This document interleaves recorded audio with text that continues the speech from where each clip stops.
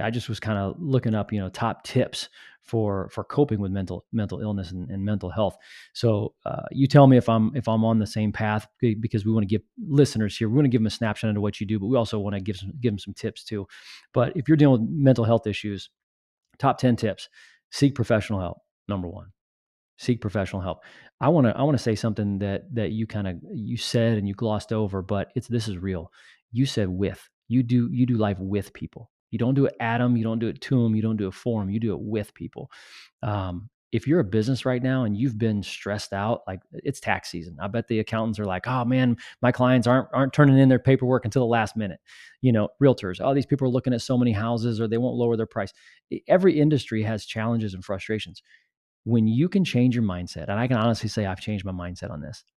When you can change your mindset to understand you're doing life with people, you're doing life with your clients, it changes from a salesperson to a service.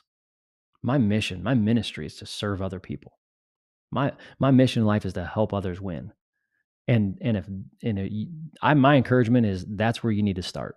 Start by helping other people win. So if you're going through some mental health issues, seek professional help, especially Courageous Healing. I'm gonna give you a shout out. Courageous Healing, they're going to do it with you. They're not going to do it to you. They're not going to do it for you. They're going to do it with you.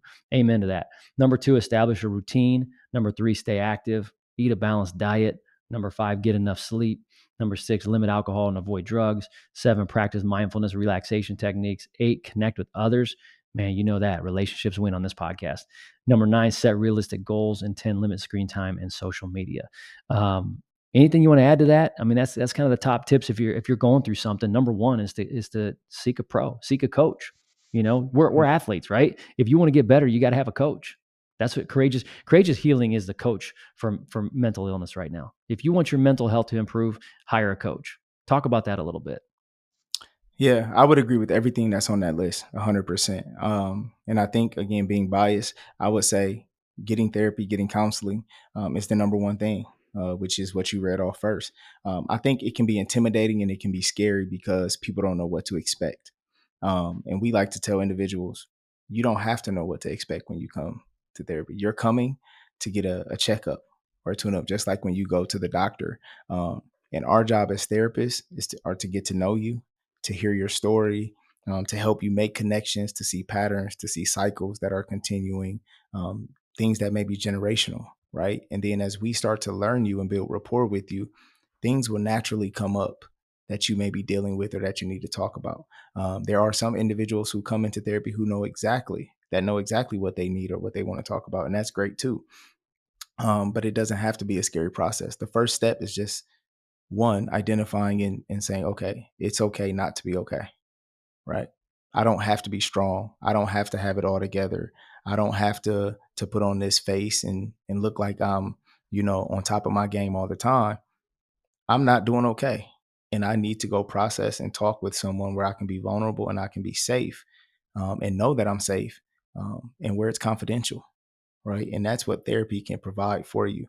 I like to tell everybody that I work with, and I work with a lot of young boys and men, that this is an hour of time that's all about you. This is an hour of time where you get to process and talk about anything that's on your mind or your heart, um, in a confidential and safe space. A lot of people don't like to come to therapy because they feel like, I don't want anybody knowing my business, or are they going to talk about me?